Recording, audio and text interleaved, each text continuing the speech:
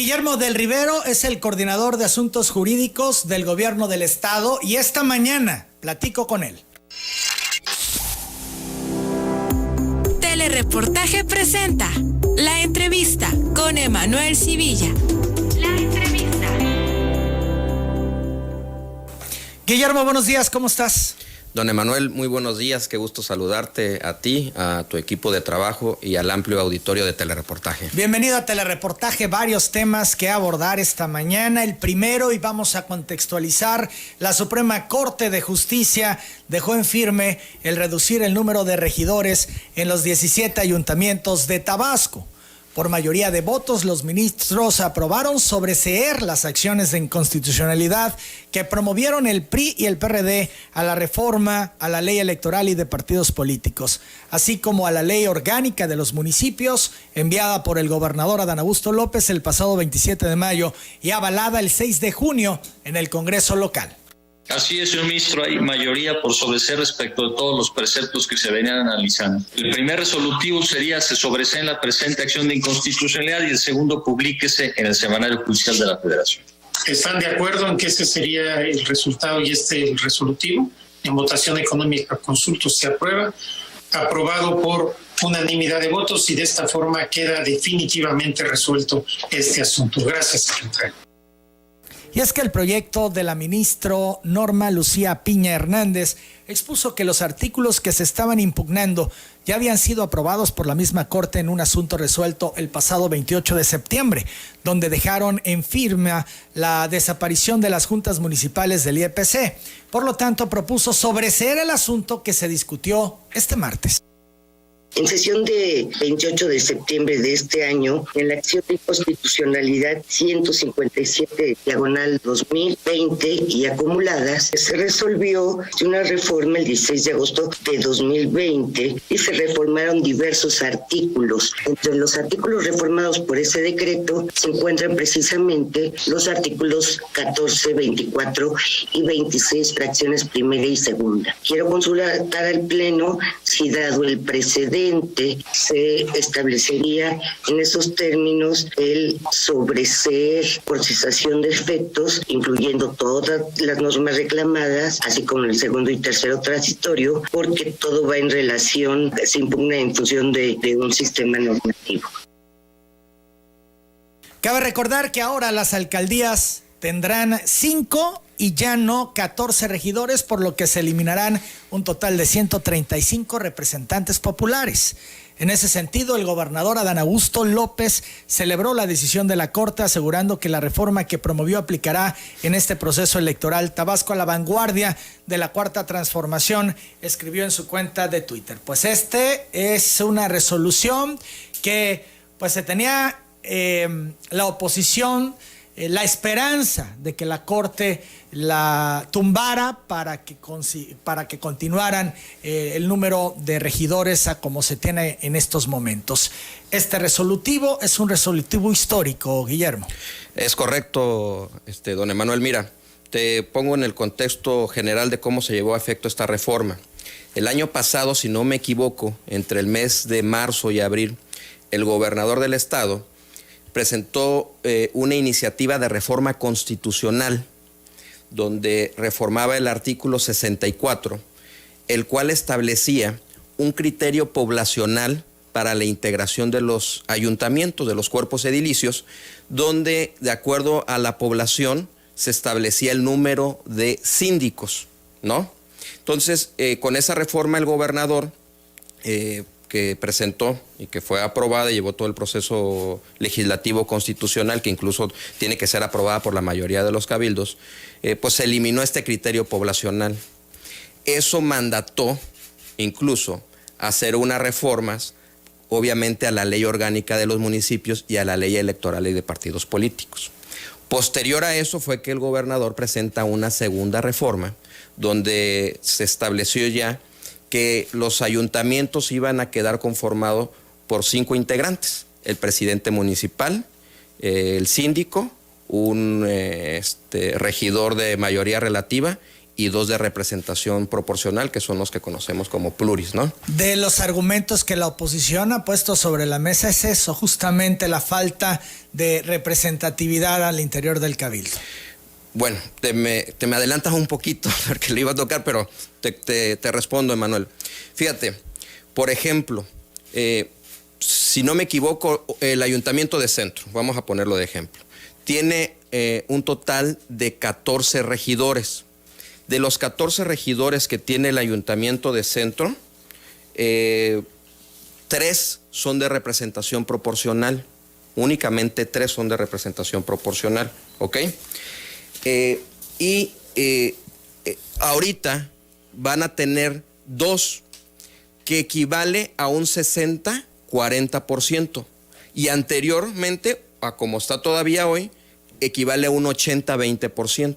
O sea, se incrementa porcentualmente la representatividad de quienes son los pluris o los que van a tener la representación proporcional. O sea, ese argumento es inválido, pues. Que además, te quiero dejar en claro, que suponiendo sin conceder, como decimos los abogados, fuera cierto esto, la Constitución Política de los Estados Unidos Mexicanos, ni la Constitución de Tabasco, o sea, la supremacía constitucional, no nos mandata ni nos obliga a que exista una representación bajo un criterio poblacional, ni mucho menos, ¿no? Ahora, este tema de los regidores fue un tema en el que se convirtió como darle posiciones a los partidos políticos, más allá de que un partido gane la alcaldía, esto es abrir el juego, abrir el abanico y bueno, supongamos que el PRI ganó la alcaldía, ¿no?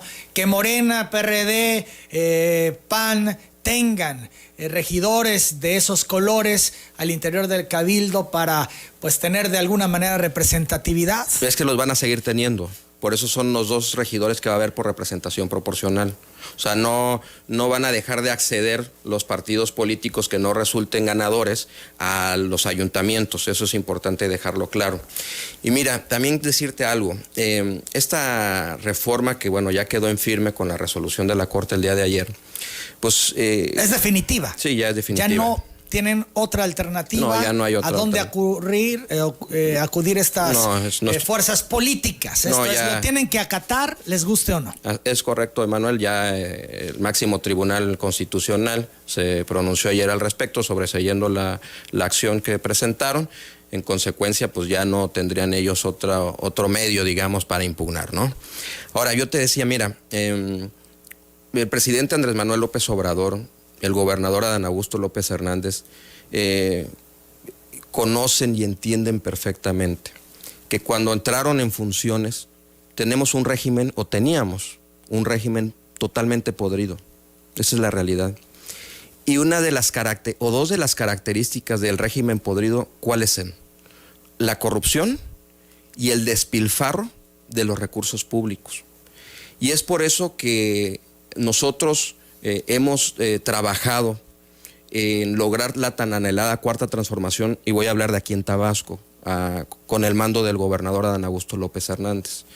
Esta cuarta transformación, nos los ha dicho el gobernador, no tan solo implica un cambio profundo en la actitud de los servidores públicos, sino también en el marco jurídico, porque el marco jurídico regula el actuar de la administración.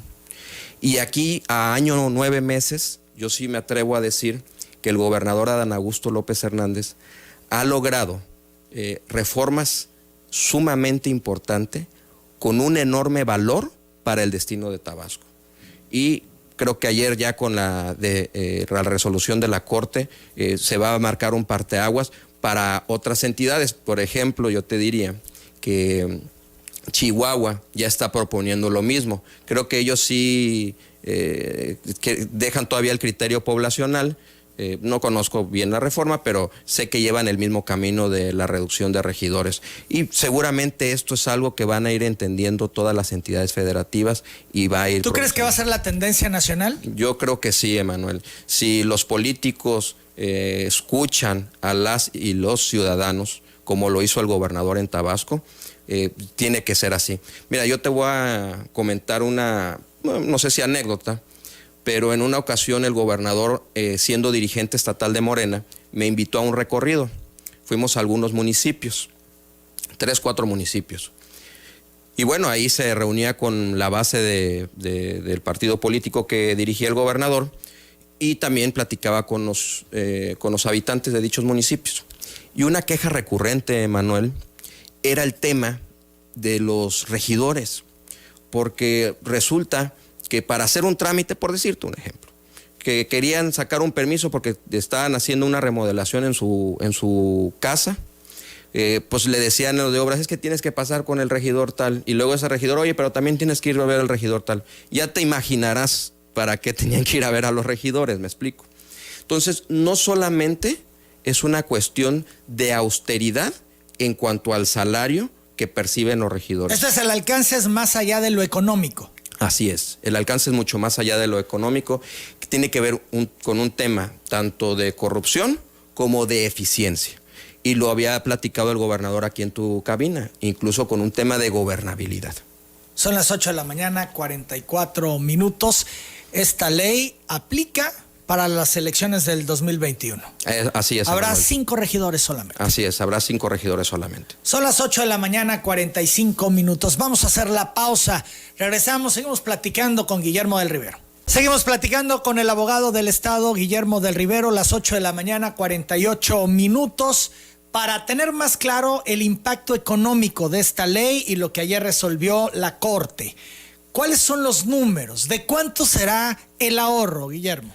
Mira, es un tanto cuanto, utilizando tus palabras, Emanuel, establecer un monto exacto. Pero te voy a poner, por ejemplo, que el año pasado, en el periódico oficial del Estado de Tabasco, en el presupuesto de egresos del Ayuntamiento de Centro, se estableció en los puros salarios de los integrantes del Cabildo un monto anual mínimo alrededor de 5 millones, máximo 6 millones de pesos.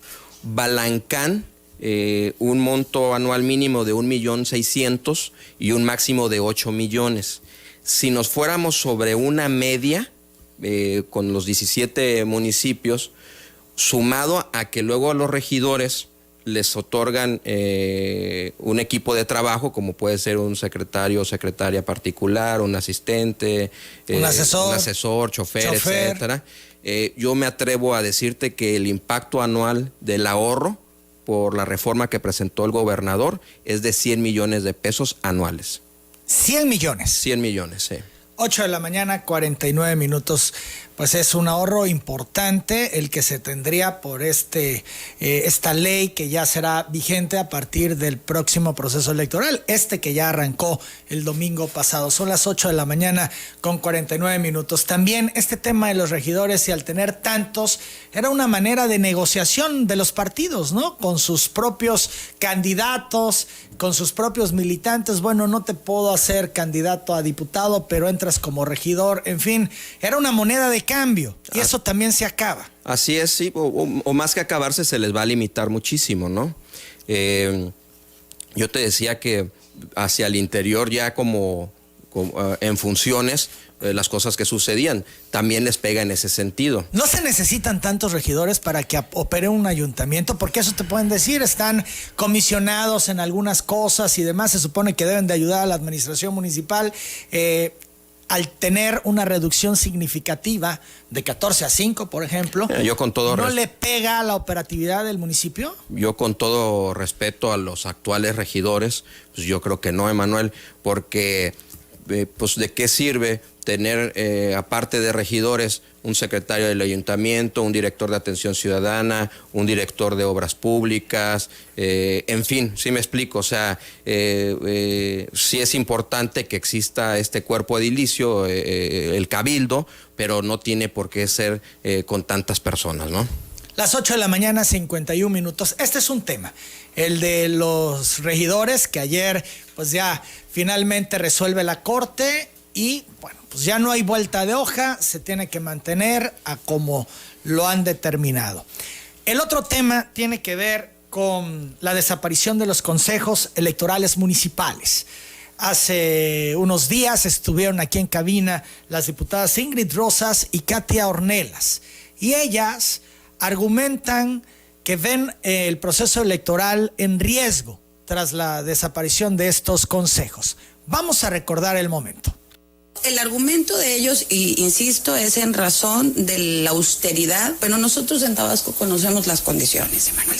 La razón de reducir es ahorrar, y no vas a ahorrar porque vas a necesitar auxiliares que te acompañen en el conteo de votos, en la guardia y custodia. ¿Y qué va a pasar con los distritales que tienen más municipios? Para ustedes hay un riesgo. Sí, es un Por riesgo. supuesto, Sí, es un riesgo en la riesgo. Está en legitimidad de riesgo la la elección, en la transparencia y la credibilidad también de los ciudadanos. ¿Por qué? Porque en vez de 4 consejeros distritales van a tener 6. En municipios como Macuspana, que se divide la elección en 3, imagínate a la hora de recoger Del la conteo. votación, del conteo, De la guardia y custodia. ¿qué legitimidad vas a tener? Pues ninguna. Aquí lo que están tratando de hacer es coartar la participación de los demás partidos políticos, están tratando de tener una continuidad a modo, lo cual nos ¿Es perjudica. una elección a modo la que están configurando? Están configurando una elección a modo. Están configurando una elección a modo, están coartando la participación de los partidos políticos. Ya va a caer esto en un tema de legitimidad, de transparencia y de credibilidad. En riesgo el próximo proceso electoral, así lo ven las diputadas del PRI. Híjole, yo quisiera pensar que lo hacen en un contexto donde están jugando su papel de oposición, porque la verdad se me hace muy irresponsable todos esos comentarios. ¿Por qué? Porque no está en riesgo la elección ni nada por el estilo, Emanuel. Mira, Ni la transparencia, ni la credibilidad. no tiene absolutamente nada que ver, y te voy a decir por qué. De entrada te diría yo lo siguiente. A ver, los consejos municipales que desaparecen, todas las funciones que tenían se le transfieren a los consejos distritales. En los consejos distritales tiene su silla cada partido político. ¿Sí me explico? ¿Qué pasaba antes? Había un consejo municipal donde llevaba efecto el cómputo y la organización, por decirlo de alguna manera, de la elección para presidente municipal solamente. Y los consejos distritales que llevaban efecto la de diputados locales y gobernador.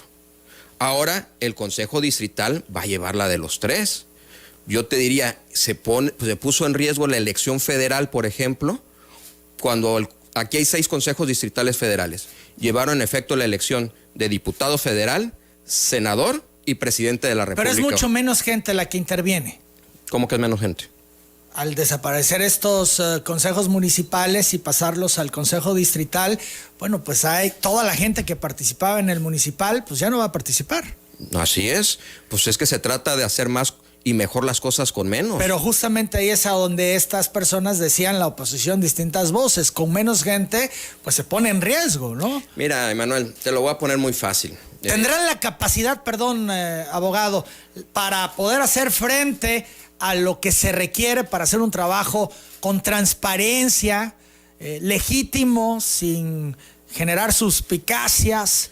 Totalmente, y también te comento, parte de la reforma que presentó y que ya la Suprema Corte de Justicia de la Nación la declaró constitucional también por unanimidad, estableció que ahora los consejos distritales se van a integrar por 7 personas, se incrementó a 2 personas más los consejeros, ¿sí me explico? Más los representantes de los partidos políticos. O sea, absolutamente en nada afecta pues al proceso electoral. Y te quiero decir otra cosa, si me lo permites, Emanuel. Cuando resolvió este asunto la Suprema Corte de Justicia de la Nación, le pidió una opinión al Tribunal Electoral del Poder Judicial de la Federación, Emanuel. Y el Tribunal Electoral del Poder Judicial de la Federación, que es el órgano máximo en materia electoral, electoralmente hablando, emitió una opinión favorable, estableciendo que era constitucional la desaparición de los consejos municipales, que en ningún momento, que es uno de los requisitos que tiene que haber en los procesos electorales, se ponía en riesgo la certeza.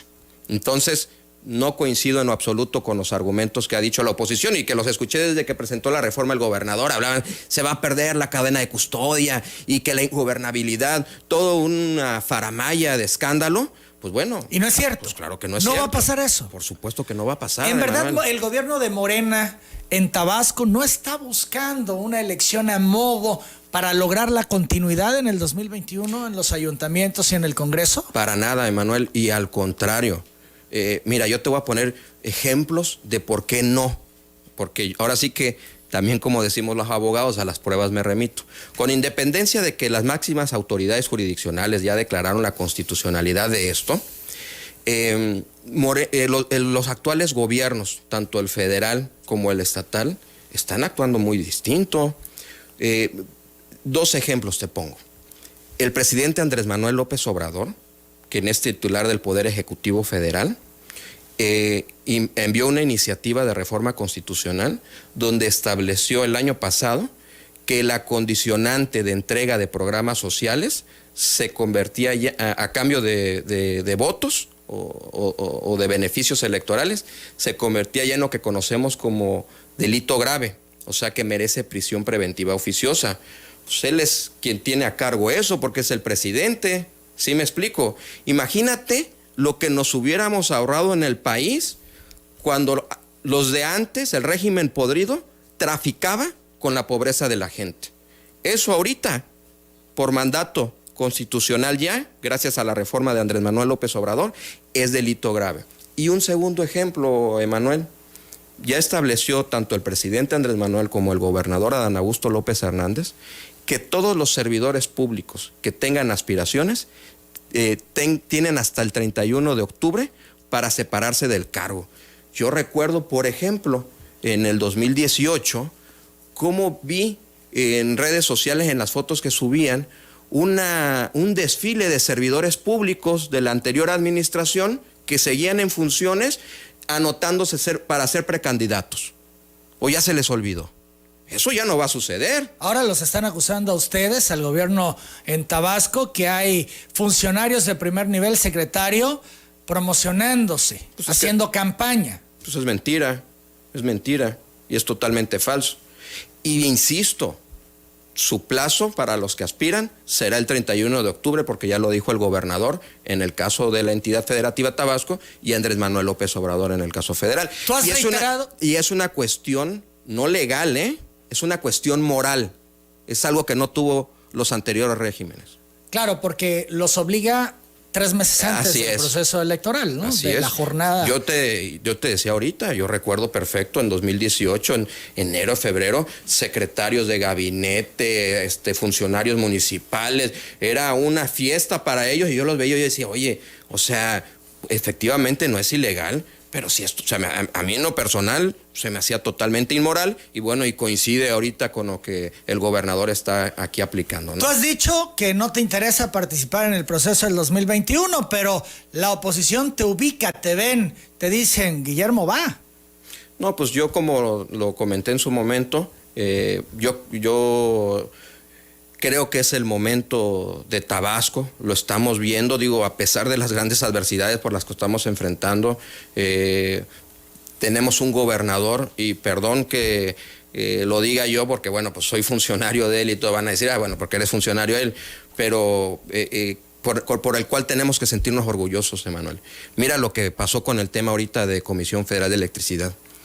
Tú mejor que yo lo sabes, porque ¿cuántos años llevas tú aquí? ¿Hace cuánto no veías a un gobernador sacando la cara por Tabasco? ¿Hace cuánto?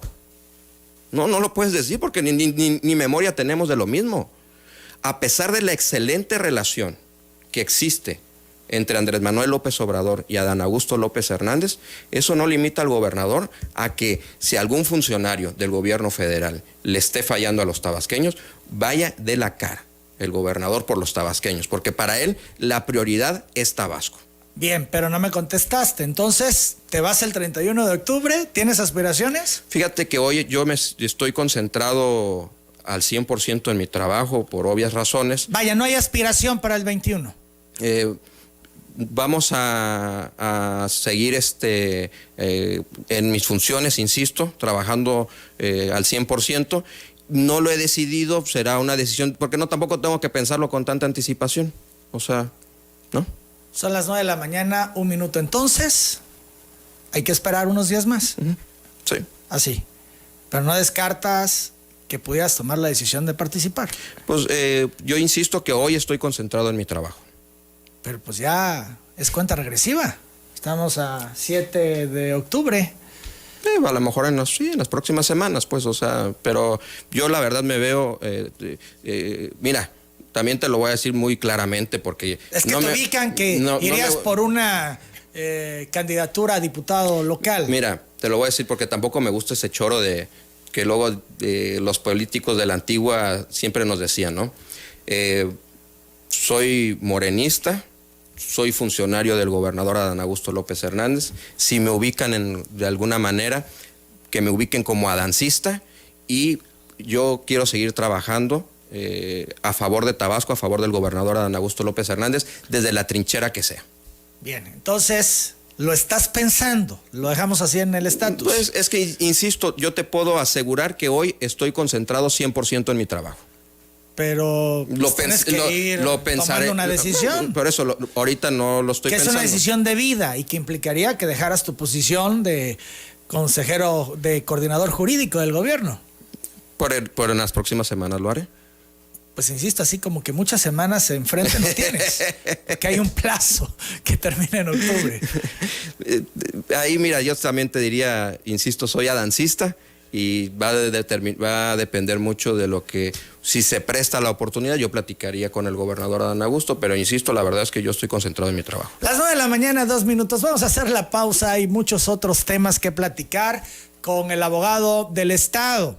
El gobernador decía que por la vía jurídica van a demandar contra la CFE y eso, entiendo, te implica a ti.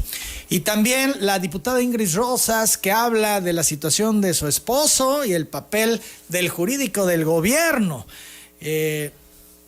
Chelalo, las redes... Bueno, vamos a la pausa y venimos con todo lo que tenemos todavía pendiente que cuestionarle al abogado del Estado. ¿Queda pendiente alguna otra acción de inconstitucionalidad contra las iniciativas que ha presentado el gobierno del Estado ante el Congreso? Ya se han resuelto varias, la de las prerrogativas, la de las juntas municipales y ahora esta última que hablaba, la de reducción de regidores. ¿Alguna otra? Sí, las que son en materia electoral ya están todas resueltas. Ahorita quedarían pendientes de acciones de inconstitucionalidad la ley ISET, que es una reforma de la administración pasada. Que implica mucho, incluso recursos, Así y que es. dependiendo del resultado podría tener un impacto fuerte en las finanzas tabasqueñas. Así es. Está pendiente una reforma que se presentó al Código Civil en materia de maternidad subrogada, que igual no lo han resuelto. La ley antiextorsión, que fue una reforma al Código Penal. Y hace poco se expidió la ley de archivos en el estado de Tabasco y el INAI impugnó determinados artículos que tienen que ver con una consecuencia de la ley general. Todas las entidades federativas que han presentado la ley de archivo han presentado impugnación a muy pocos artículos, ¿no? Central Campesina presentó amparos indirectos que reclaman que por pandemia les fueran entregados alimentos de manera directa. ¿Qué ha pasado con ese tema? Así es, Emanuel. 757 personas a través de 6 juicios de amparo representados por Central Campesina Independiente, la que refieres, a grosso modo manifestaron en sus demandas que el Estado no les garantizó de manera directa una alimentación por medio de despensas, dinero o similares. De estos, todo esto en el marco de la pandemia. De estos juicios de amparo ya se resolvieron 5, queda pendiente 1 que abarca 11 personas nada más. Y en los jueces han determinado que no existió la omisión por parte de las autoridades de dar cumplimiento a lo mismo. Y te comento rápidamente. En el año 2011 hubo una reforma muy importante en materia de derechos humanos a la Constitución Política de los Estados Unidos Mexicanos, en la cual se adicionó un párrafo al artículo 4º constitucional que estableció que toda persona tiene derecho a una alimentación nutritiva suficiente y de calidad, y que el Estado lo tiene que garantizar. En ese sentido, la Suprema Corte de Justicia de la Nación y organismos internacionales han establecido que la prerrogativa tiene 2 elementos que se deben de cumplir: la disponibilidad y la accesibilidad. ¿A qué se refiere por disponibilidad, Emanuel? Se refiere que las personas puedan acceder a los alimentos, uno, a través de las fuentes naturales. ¿Qué quiere decir esto? Pues a través de la ganadería, de la pesca, agricultura, etcétera. Y la otra tiene que ver con el tema de que estén disponibles en el sentido de que tú tengas un lugar al cual puedas acudir a comprarlo. Que haya una tienda y que haya el abasto del alimento. Por eso es muy importante cuando hablamos de que se tiene que garantizar el abasto de los supermercados, en las tiendas, etcétera. Y el otro tiene que ver con un tema de accesibilidad. ¿A qué se refiere esto? Que puedas acceder a un precio económico accesible. Eso se regula a través de la canasta básica, por ejemplo. Creo que ahorita ronda la canasta básica el precio de los 1,600 pesos. No se podría súbitamente hacer un incremento a 10,000 pesos, por decirte algo. En ese sentido, bueno, pues seguimos en medio de una pandemia y pues no nos había tocado vivirlo, el mundo está sufriéndolo, ¿no? Y hemos tenido que ir actuando. La verdad es que yo en otras entrevistas igual te he dicho que gracias a que tenemos un gobernador que es abogado, pues él ha implementado una serie de instrumentos jurídicos, por ejemplo, ahorita con el tema de la pandemia, que le ha generado mucha certeza a la ciudadanía. Hasta el día de hoy, por ejemplo, si no me equivoco, creo que son 8 decretos que ha expedido el gobernador relacionados directamente con el tema del combate al COVID.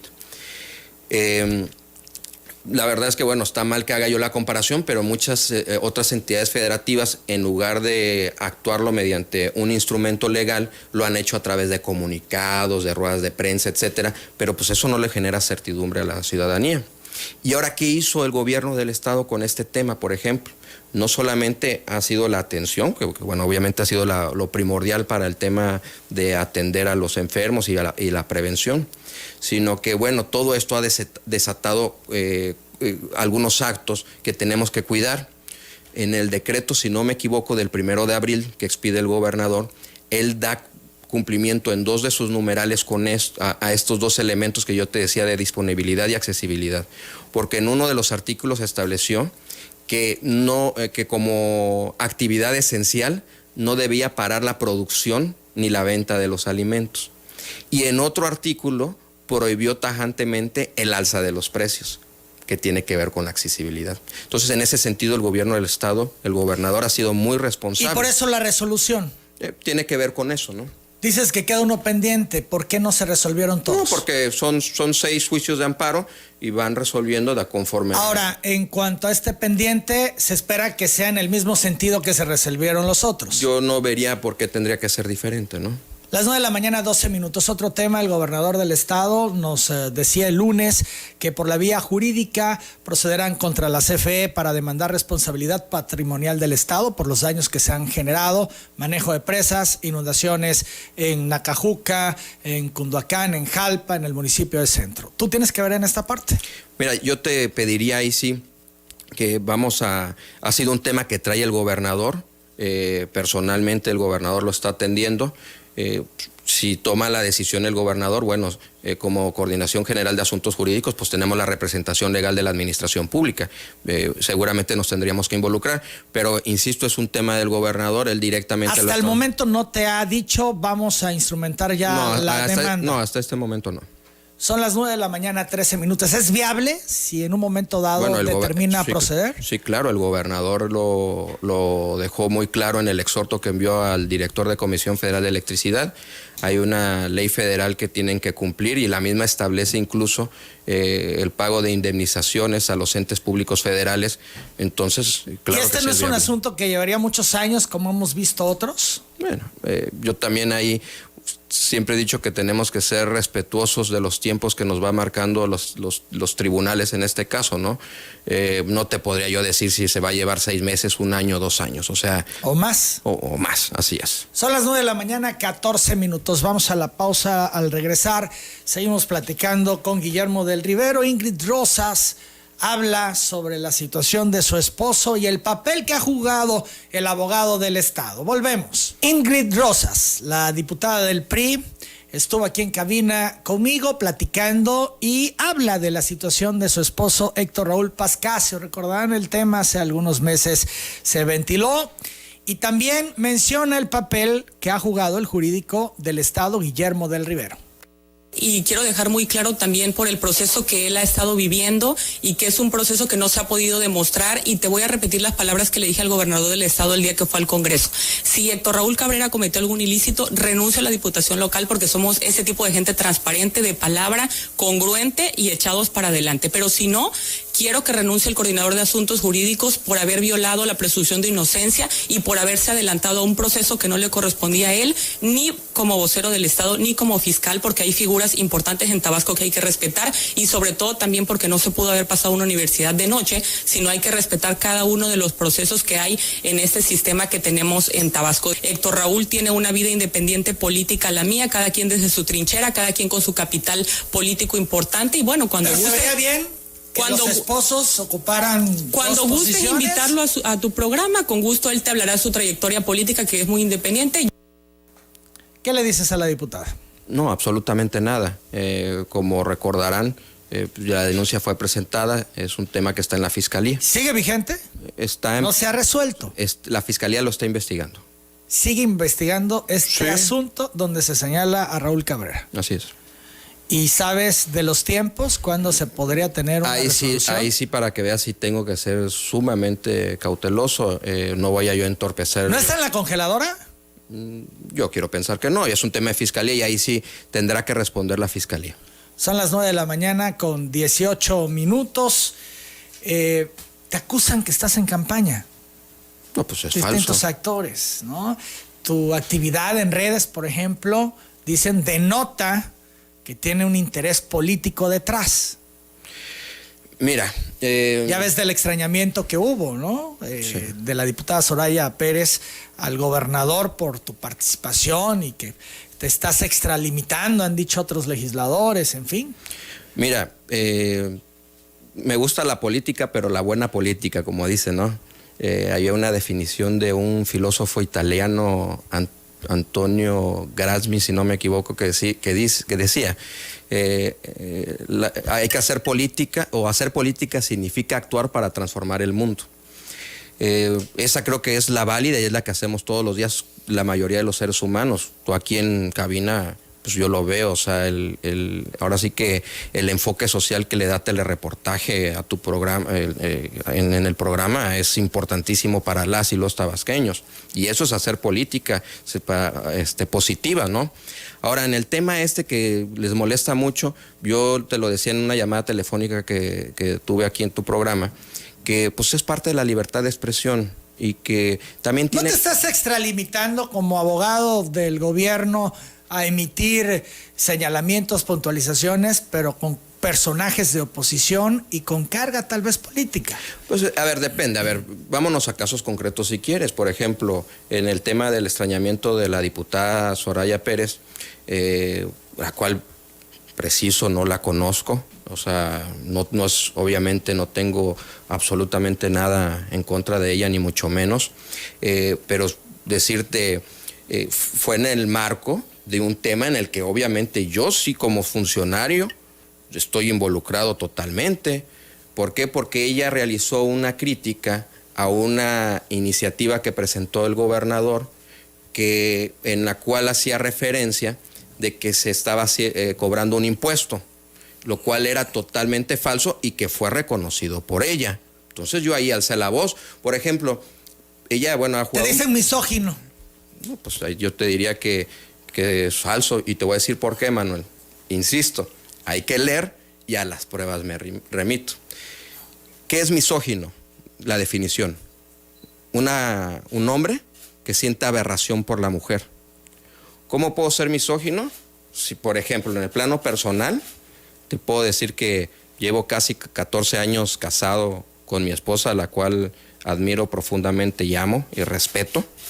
Y tengo una niña, una hija de 9 años, que bueno, está de más decirte, tú también eres papá, lo que yo siento por mi hija. Ahora, vámonos al tema profesional, al tema laboral. Mi subsecretaria, que es la subcoordinadora de asuntos jurídicos, es mujer, es la maestra Ana Isabel Núñez de Dios. Mi otra subsecretaria, que es la subcoordinadora de unidades de apoyo jurídico, es mujer, es la doctora Gabriela Gallego Sánchez. La directora de proyectos legislativos es mujer, es la doctora Margarita Rodríguez Collado.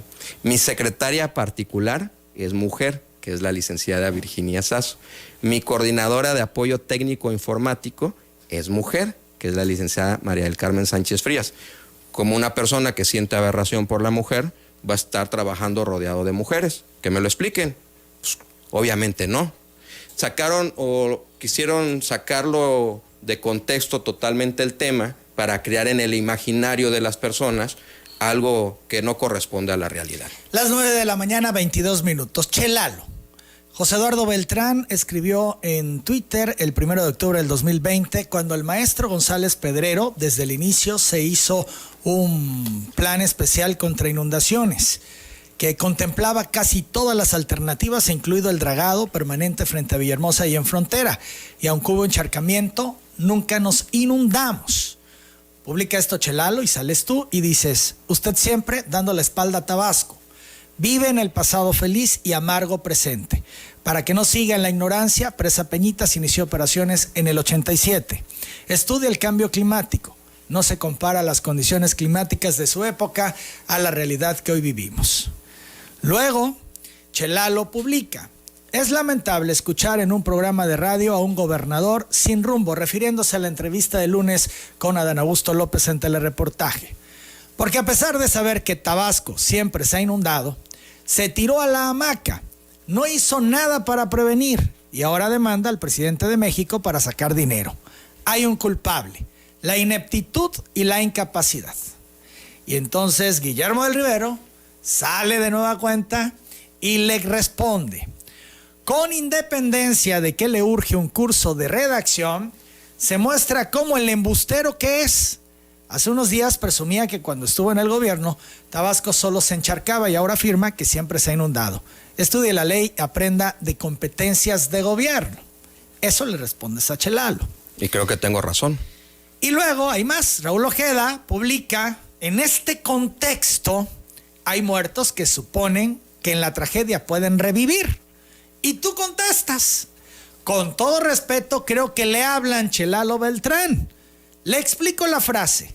Se refiere a que políticamente en Tabasco no lo quieren y en medio de la tragedia que hoy padecemos, de forma mezquina usted pretende sacar raja política, la ambición en su forma más vulgar del poder. Es, de alguna manera, confrontarte con alguien de tu partido, de Morena, pero más allá de alguien que sabemos pues también no trae una buena relación con el gobernador del estado, que está metidos en temas políticos, apoya la dirigencia de Jesucita López, aquí ella lo confesaba, lo decía, ¿no? Esta circunstancia. Entonces, todo esto es político, uno. Y dos, ¿por qué sales a responder tú? Bueno, salgo a responder yo, porque pues creo que, insisto, soy adancista, creo en la libertad de expresión y no me parece correcto cuando se hacen acusaciones totalmente falsas y fuera de contexto, y es en el caso que nos ocupa. Y fíjate cómo tengo razón, Emanuel. En un tuit que puso el señor Beltrán, dijo: cuando yo estuve, porque vive en el pasado feliz, como le digo, porque ahí sí era feliz, que era secretario de gobierno, nada más había encharcamientos. Y luego, días después, pone otro tuit donde dice: Tabasco siempre está inundado. Entonces, ¿es embustero o no es embustero? ¿Sí me explico? Hay que ser congruente entre lo que se piensa, se dice y se hace. Y él no es congruente en ese sentido. Voy a hacer lo que hace Andrés Manuel López Obrador cuando habló del tema de Morena, porque bueno, soy coordinador general de asuntos jurídicos. Pero tú bien ahorita lo decías, aquí estuvo la doctora Jesucita López, a la cual te quiero decir que yo la conocí en el pasado proceso electoral en campaña. Yo fui representante electoral de Morena y ahí la conocí. Y tiene todo mi respeto la doctora. Se me hace totalmente un acto de cobardía del señor que se le conoce como Chelalo, de apellido Beltrán, que él, como si fuera carne de cañón, mande a la doctora y ni siquiera se atreva a dar la cara, porque él no da la cara. ¿Sí me explico?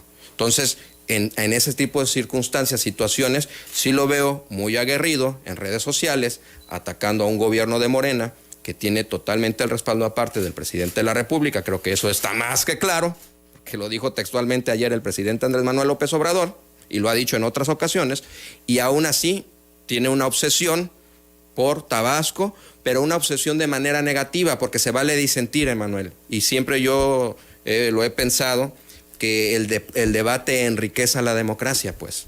Pero bueno, en ese sentido, en medio, por ejemplo, no es la primera vez que contesto un tuit, si lo queremos llamar así. También en medio de la pandemia, igual hizo, en uno de los momentos más críticos, igual sacó a un ataque hacia la administración pública, porque no sale y dice qué necesitan, cómo puedo apoyar, felicidades por la reconversión hospitalaria que se hizo en el Juan Graham, que es ejemplo a nivel nacional. ¿Sí me explico? Ahí sí no dice nada. En cambio, busca tragedias, como citabas el tuit del señor Raúl Ojeda, que en medio de una tragedia quieres revivir políticamente, pues no se vale. Es totalmente mezquino. ¿Qué busca Chelalo, en tu opinión? Le has dado seguimiento y le has respondido en varias ocasiones.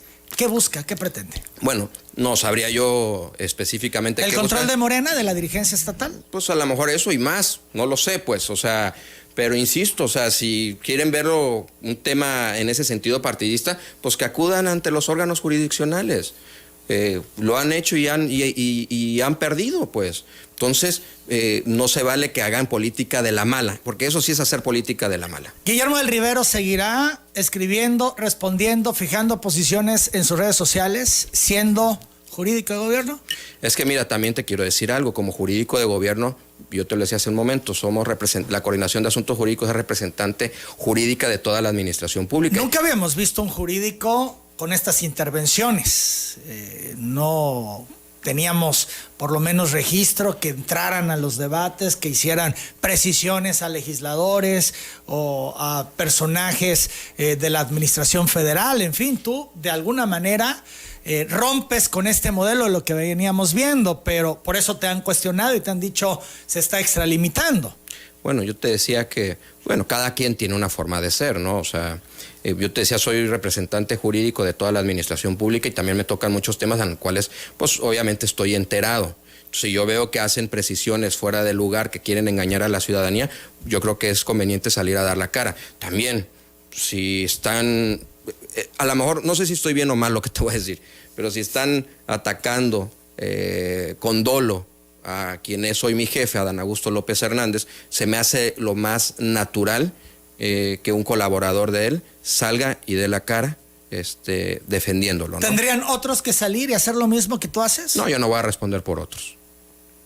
Son las 9 de la mañana, 30 minutos. Abogado, agradezco mucho tu presencia esta mañana en cabina. Don Emanuel, como siempre, un gusto, y quiero aprovechar la ocasión de lo que estoy viendo aquí en tu programa Telereportaje, el gran labor social que estás haciendo en medio de esta tragedia que estamos viviendo las y los tabasqueños. Y bueno, igual un saludo con mucho afecto a todo tu auditorio. Gracias. Es el abogado del gobierno del estado, Guillermo del Rivero León. Son las 9:30. Hago pausa.